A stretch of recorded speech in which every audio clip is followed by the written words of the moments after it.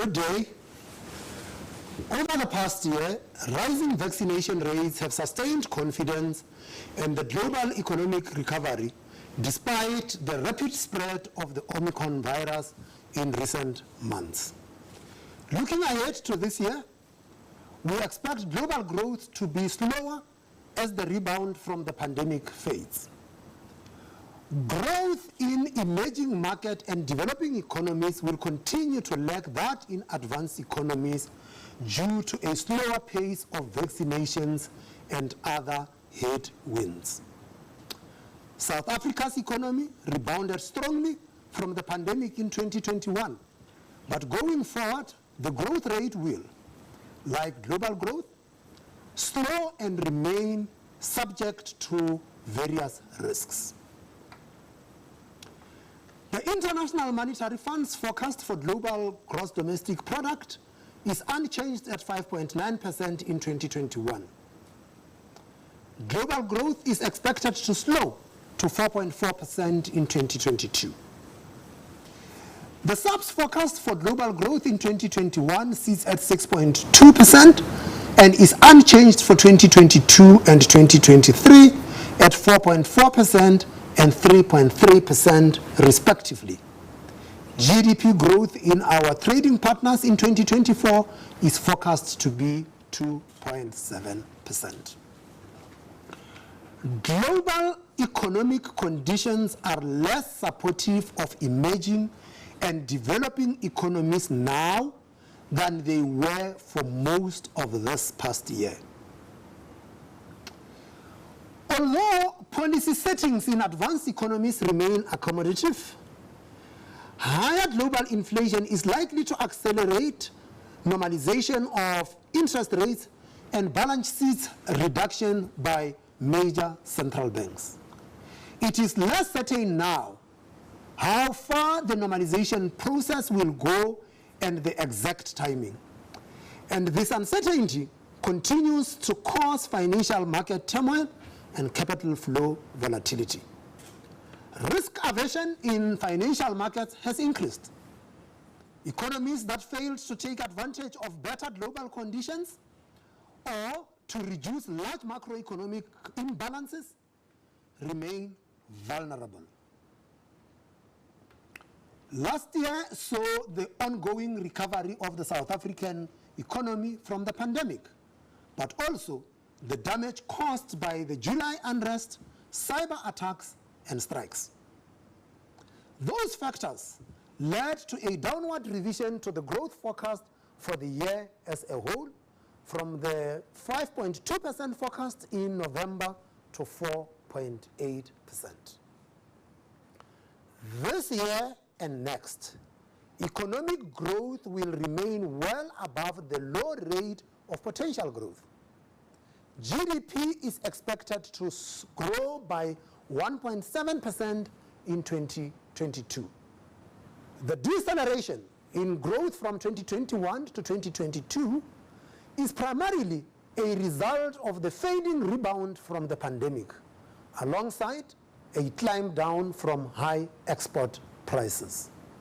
GDP growth is forecast to be 1.8% in 2023 and 2% in 2024. With lower export prices, the economy's future demand growth will depend more on investment and household spending. Sustained low borrowing costs and faster economic growth have strengthened private sector investment somewhat, despite ongoing constraints from load shedding and policy uncertainty. Household spending remains supportive as a result of good growth in disposable income, rising asset prices, and more credit demand. Overall, and after revisions, the risks to the medium-term domestic growth outlook are assessed to be balanced. With the downward revision to GDP growth for 2021, the output gap is more negative over the forecast period compared to the November meeting.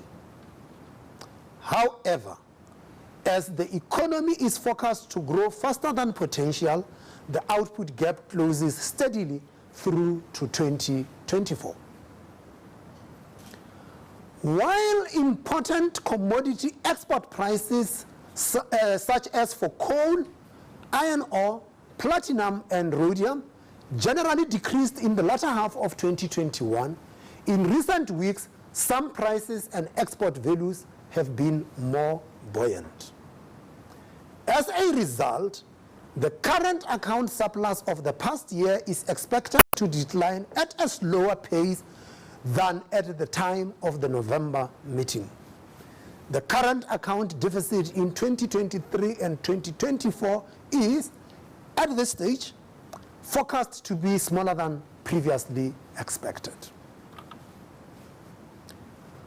Although fiscal risk has eased, financing conditions remain volatile and the yield curve for rand-denominated bonds remains steep.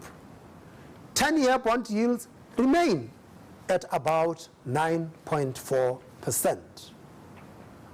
For most of 2021, strong commodity export prices and generally favorable global financial and economic conditions have strengthened the currency above its long-run equilibrium level. In recent months, global and domestic factors contributed to a weaker rand exchange rate, and the rand now sits somewhat below its equilibrium level. The implied starting point for the rand forecast is 15 rand 60 cents to the US dollar, compared with 15 rand 10 cents at the time of the previous meeting.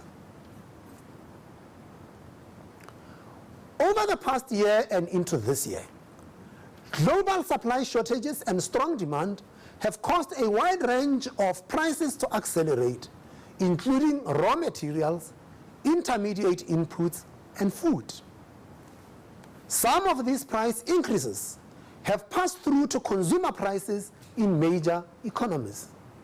Our estimate for inflation in the G3 was revised higher to 3.1% in 2021 and 2022, and is revised slightly lower to 1.7% in 2023. For 2024, G3 inflation of 1.6% is forecast, unchanged from the previous meeting. Oil prices are revised up for this year, and fuel price inflation is higher at 13.7%.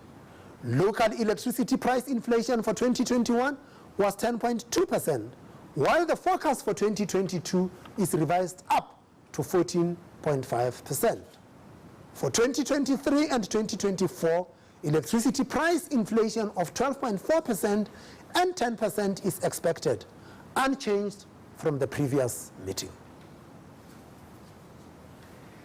Headline inflation in 2021 came out at 4.5%. The bank's forecast of headline inflation for this year is revised higher to 4.9%. Headline inflation is expected to be 4.5% in 2023 and 2024. Core inflation was 3.1% in 2021 and is forecast to rise to 3.8% in 2022. With the economy expanding faster than potential over the forecast period, core inflation is projected to rise to 4.5% despite a still low rate of services price inflation and unit labor costs. Core inflation forecasts for 2023 and 2024 are unchanged at 4.4% and 4.5% respectively. The risks to the inflation outlook are assessed to the upside.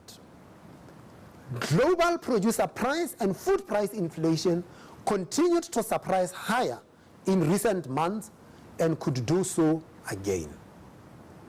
Oil prices increased strongly through 2021 and are up sharply year to date. Current oil prices sit well above forecasted levels for this year. Electricity and other administered prices continue to present short and medium-term risks. Given the moderate medium and long-term inflation projections set out above, higher domestic import tariffs, stronger services inflation, and higher wage demands present additional upside risks to the inflation forecast. A particular risk arises from the possibility of a faster normalization of global policy rates than is currently built into the forecast, which assumes some rate hikes to begin around June of 2022.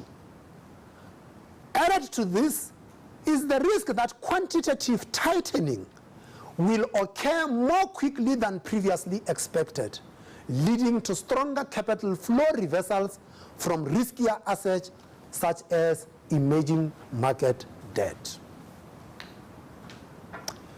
Average surveyed expectations of future inflation have increased to 4.8% for 2022. Market-based surveyed expectations for inflation have also eased to 4.8%. In the near term, headline inflation has increased well above the midpoint of the inflation target band and returns close to the midpoint in the fourth quarter of 2022.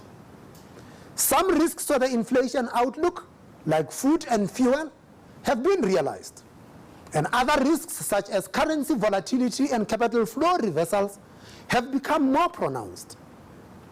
Against this backdrop, the MPC decided to increase the repurchase rate by 25 basis points to 4% per year with effect from the 28th of January 2022. 4 members of the committee preferred an increase and 1 member preferred an unchanged stance.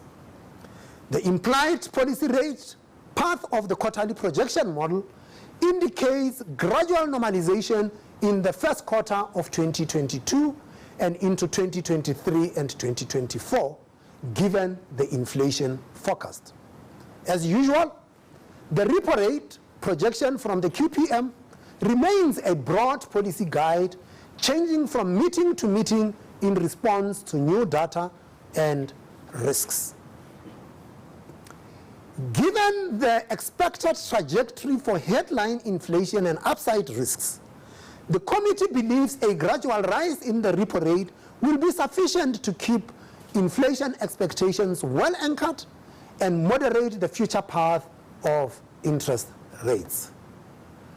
However, economic and financial conditions are expected to remain more volatile for the foreseeable future. In this uncertain environment, policy decisions will continue to be data dependent and sensitive to the balance of risks to the outlook. The MPC will seek to look through temporary price shocks and focus on potential second-round effects. Current repurchase rate levels reflect an accommodative policy stance through the forecast period, keeping financial conditions supportive of credit demand as the economy continues to recover. The bank has ensured adequate liquidity in domestic markets and will continue to closely monitor funding markets for stress. In addition, regulatory relief provided to banks continues to support lending to households and firms. Better anchored expectations of future inflation should keep interest rates lower for longer and can be realized by achieving a prudent debt level, increasing the supply of energy, moderating administered price inflation, and keeping wage growth in line with productivity gains. Such steps will enhance the effectiveness of monetary policy and its transmission to the broader economy. This concludes the MPC statement, and I understand that all of the good gentlemen and women of the media are on the line, and Zianda, if we could invite them to field their questions, and then we will distribute them as appropriate to the MPC members. Thank you, Governor. There's no questions yet. If we could please give the media a second.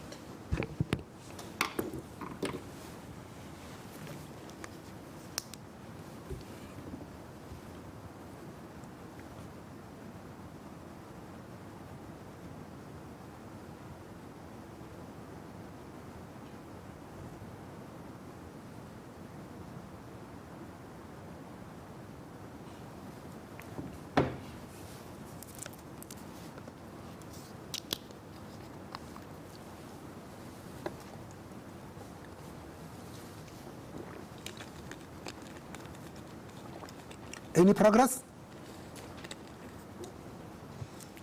Yes, Governor, I've got a number of questions from Pranisha from Bloomberg. Did the MPC discuss raising the rate by more than 25 basis points? If so, what was the quantum and what informed that decision, and why did you ultimately opt not to do so? Please quantify the impact that a single or each 25 basis point hike will have on both headline inflation and economic growth. Do you still see inflation as transitionary, or is it becoming endemic? Barring upward moves by the SARB and considering high administered and unregulated prices, including energy costs, what do we need to address this? Your core inflation forecasts continue to suggest that demand is weak. What's your assessment of how the economy is doing? Have we fully recovered from COVID-19? Does the weakness predate the pandemic?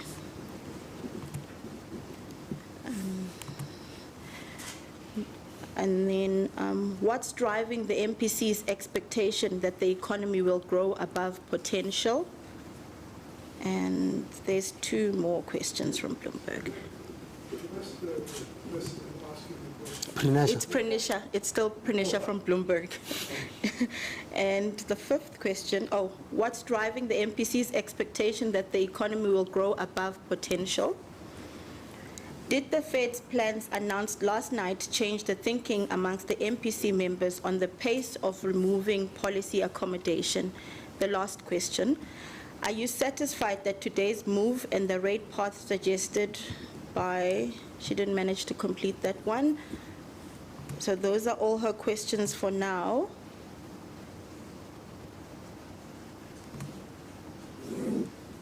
Okay. So that we can give her the breather. Can we take one more question from somebody? Okay. Let me have a look. Okay. Oh, she managed to submit it, Governor. Are you satisfied that today... Who is that? Pranisha. No, I said from somebody. That her last question was incomplete. Okay. What is incomplete saying? Okay. Are you satisfied that today's move and the rate path suggested by the QPM is enough to make the real rate more attractive and act as a buffer of sorts against a more hawkish Fed? Okay. Those are all the questions for now, Governor. So it's only Pranisha? For now. Yes. Yes. Yes. Okay. Thank you very much, Pranisha. A simple answer to your first question was that the discussion was whether we hike by 25 basis points or we stay. There was no discussion about whether we do more than that.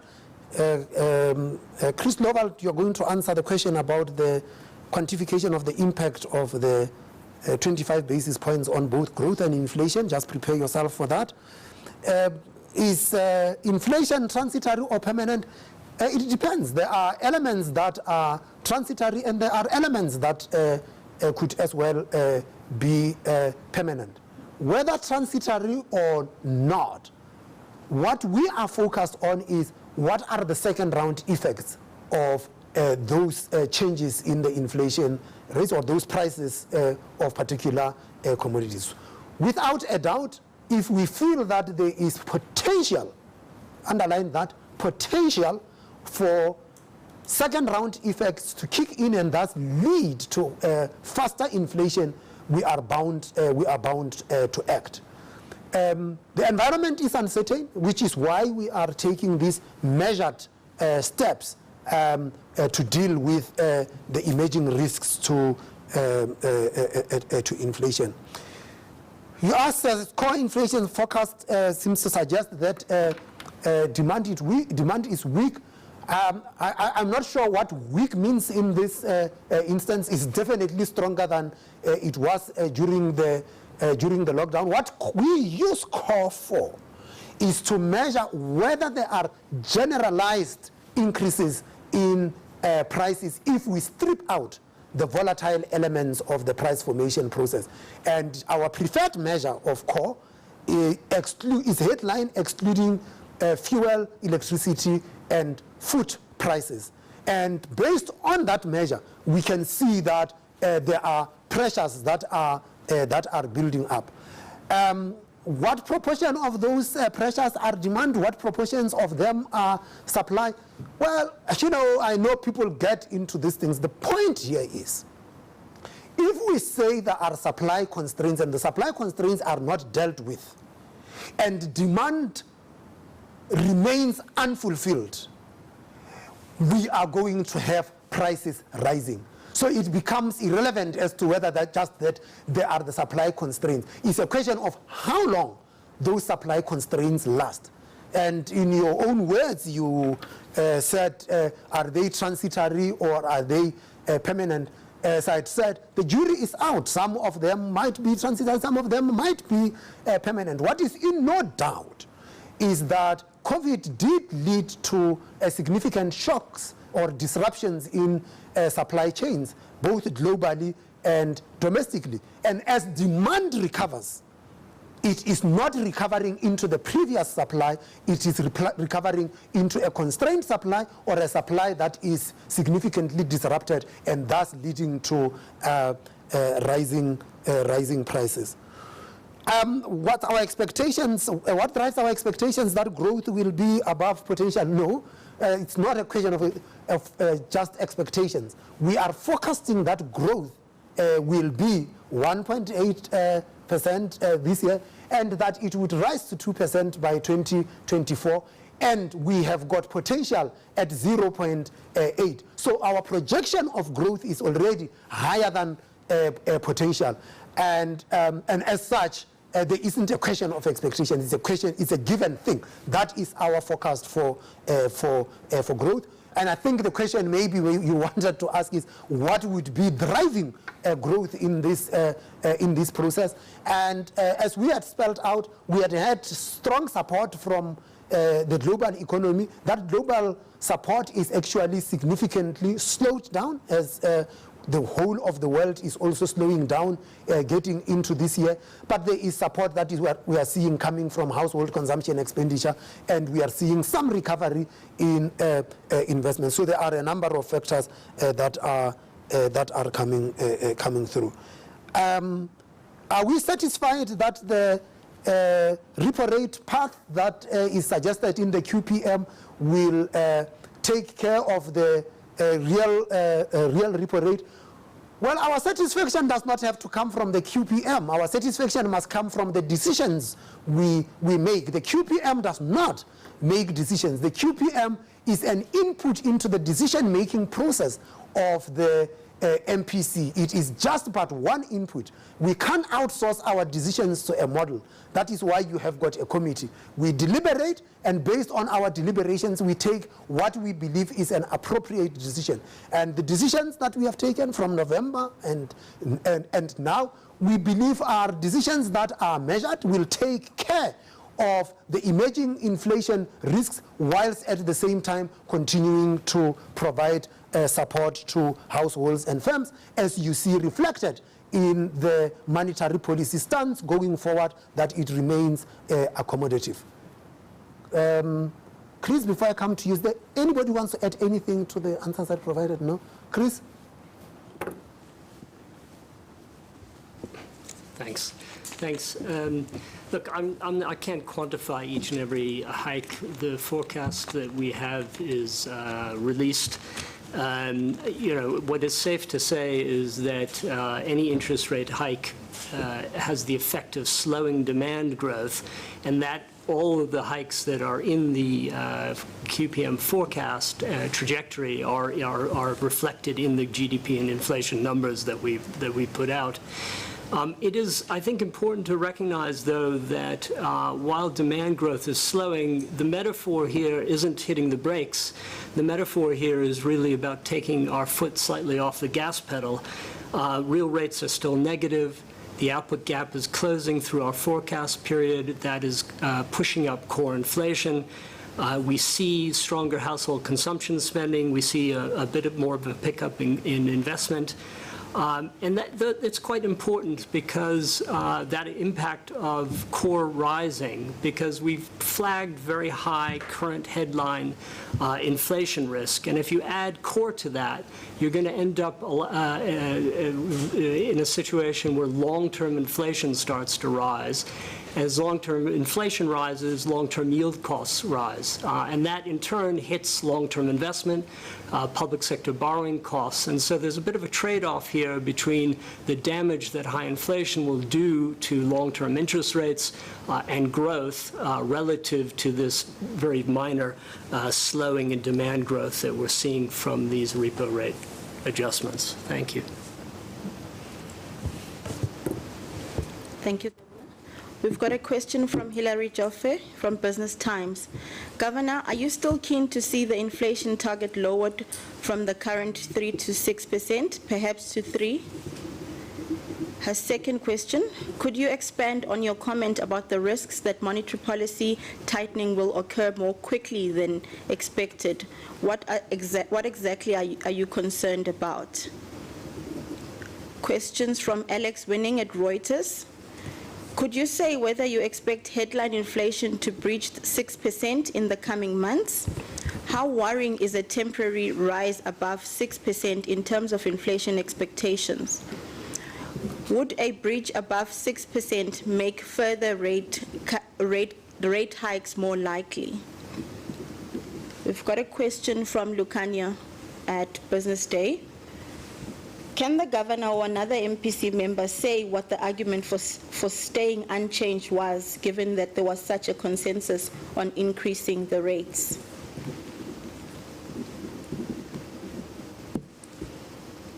Those are all the questions for now. Thank you, Governor. Okay. Am I keen? I'm still keen to see the inflation target lower. It's not just a question of keenness. It's a question of what is in the best interest of the South African economy. There is no virtue in higher inflation. As we had stated before, our inflation target is wider than the inflation target of other inflation targeters. It is also higher than that of our peers and competing countries, which means that we are less competitive than those countries are. Like I had said, there is a process that is taking place. There is a macroeconomic review that is led by the National Treasury. We will take cue from that, but suffice to say that lower inflation is in the better interests of the South African economy. It would lead to better competitiveness, and is actually for the benefit of those members of our society who live on fixed income and cannot bargain to get their incomes rise faster than inflation, or protect their incomes against rising inflation. Risks about faster monetary tightening, we were very clear. We were talking about the risks from the advanced economies tightening monetary policy faster, and I think that this links to the question that was raised earlier as to whether we took account of what the Fed was saying yesterday. The point of the matter here is that inflation in the advanced economy is running ahead of targets. It's at historic highs, and that those central banks have started to indicate that they would be doing something about it. That they would be doing something about it is beyond the question. It's going to happen.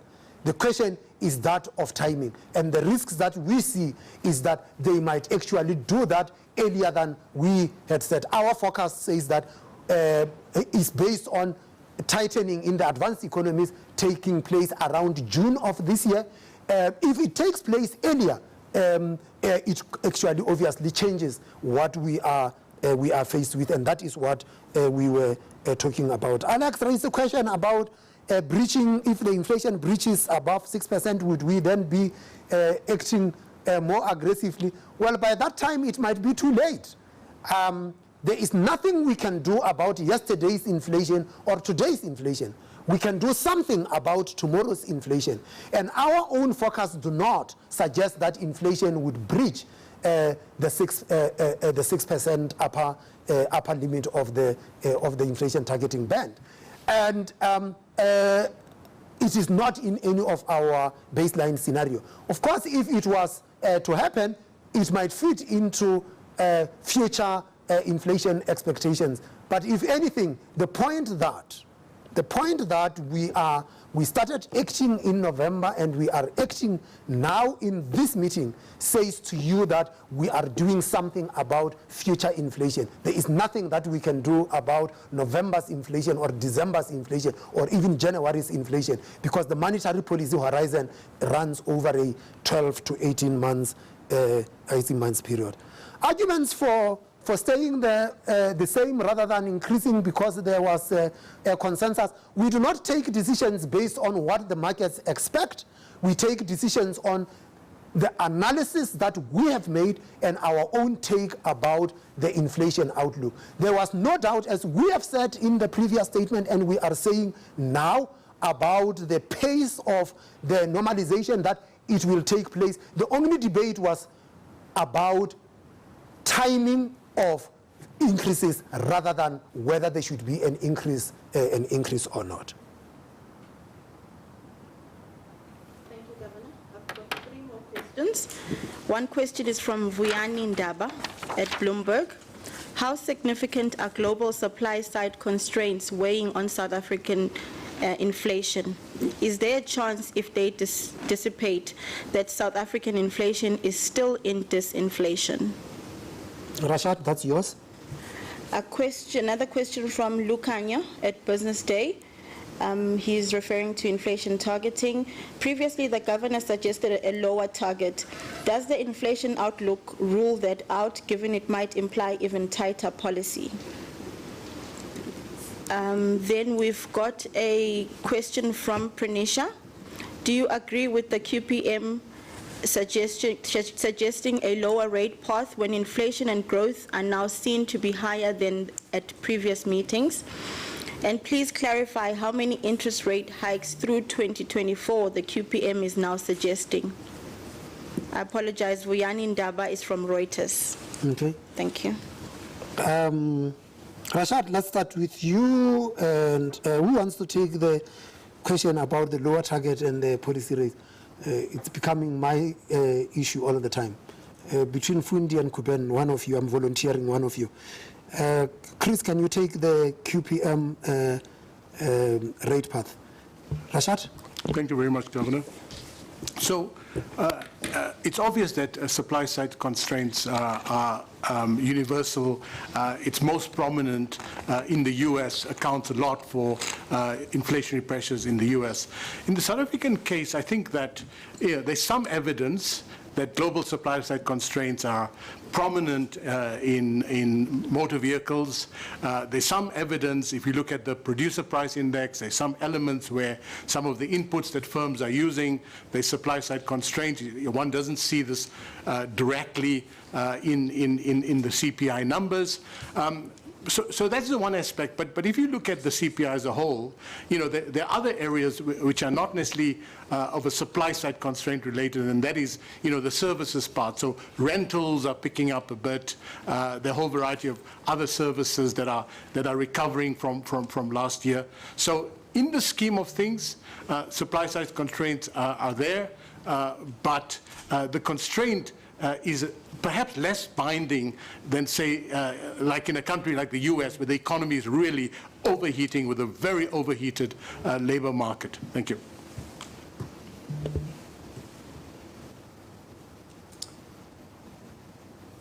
You go, Kuben. Sure. Thanks. Let me, I guess, repeat a point that the governor made, that the inflation target is the subject of a review by the National Treasury. This does not influence our monetary policy making today. It doesn't influence the QPM, and it doesn't influence our forecast. So it's an entirely hypothetical question of whether today's forecast rules out a lower target or not. My advice is let the Treasury's macro review complete its process. Let there be the public discussion that is needed on the issue. And once government and the SAB take a decision on the matter, then we can begin to factor those things in. It would be intellectually dishonest for us today to target two targets, right? We have a target from government, and that's a target that we target, and that's the target that we set. We have been consistent that we think that lower inflation would be good for the South African economy, but we don't set the inflation target in isolation. So let's let that process complete before prejudging it. Thanks. Chris, QPM. Yes, that's 275 basis points to the end of the forecast period at 25 basis points a pop. That's 11 rate hikes. Well, it was more than that. It said that the QPM is saying is projecting lower, and how would that take care of that? And that's because I think that we have got the QPM now has got one less hike than we had at the previous meeting. These things are not static. Remember that we did something in November, and we did something in this meeting. So these things will keep on changing. The QPM will change from one meeting to the other based on the information that emerges and the data that comes that we will take into account, and the risks to the outlook. So let's not be religious about the QPM. It is just a policy guide that changes from one meeting to the next. Thank you, Governor. I have no further questions. Thank you very much, Zianda. That concludes the proceedings of today. Thank you very much for your participation. We will see you in March.